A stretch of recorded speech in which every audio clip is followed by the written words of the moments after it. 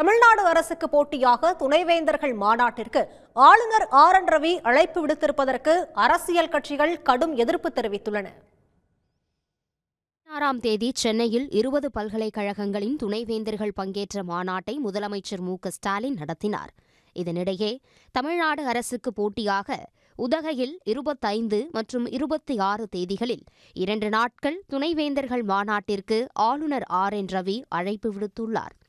இந்த மாநாடு துணை குடியரசுத் தலைவர் ஜெகதீப் தன்கர் தலைமையில் நடைபெறுகிறது.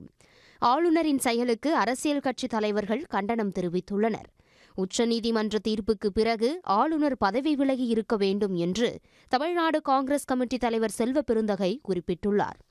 ஆளுநர் RN ரவியின் அழைப்பை துணைவேந்தர்கள் நிராகரிக்க வேண்டுமென மார்க்சிஸ்ட் மற்றும் இந்திய கம்யூனிஸ்ட் கட்சிகள் வலியுறுத்தியுள்ளன.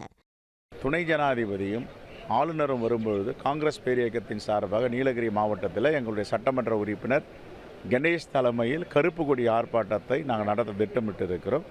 அதே போன்று இது விஷயமாக உச்சநீதிமன்றம் தெளிவான ஒரு தீர்ப்பை கொடுத்த பிறகு இப்படிப்பட்ட செயலில் இறங்குவதை கண்டெம்ட் ஆஃப் த கோர்ட் உச்சநீதிமன்ற அவமதிப்பு வழக்கையும் காங்கிரஸ் பேரியக்கத்தின் சார்பாக இன்று தொடக்க இருக்கிறோம். வேந்தரே இல்லாத ஒருவர் துணைவேந்தர்களை எப்படி கூட்ட முடியும்?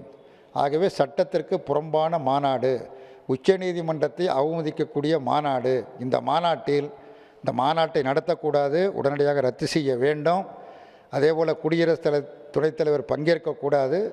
தமிழக பல்கலைக்கழக துணைவேந்தர்கள் யாரும் பங்கேற்கக்கூடாது என இந்திய கம்யூனிஸ்ட் கட்சியின் சார்பில் கேட்டுக்கொள்கிறேன். மீறி நடக்குமேயானால் அதற்குரிய விளைவுகளை சந்திக்க வேண்டி வரும் என்பதையும் எச்சரிக்க விரும்புகிறேன். துணைவேந்தர்கள் மாநாட்டைக்கான செலவை யார் செய்கிறா?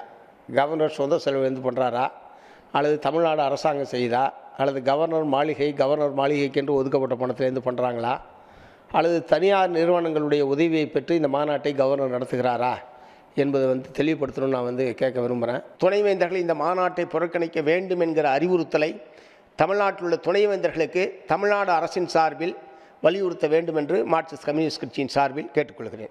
அரசமைப்பு சட்டத்தையும் உச்சநீதிமன்றத்தையும் மதிக்காமல் செயல்படும் ஆளுநர் RN ரவி ஒரு நிமிடம் கூட ஆளுநராக நீடிக்கும் தகுதியை இழந்துவிட்டதாக மனிதநேய மக்கள் கட்சி தலைவர் MH ஜவாஹிருல்லா தெரிவித்துள்ளார். உடனுக்குடன் செய்திகளை தெரிந்து கொள்ள சன் நியூஸ் பெல் ஐகானை கிளிக் பண்ணுங்க.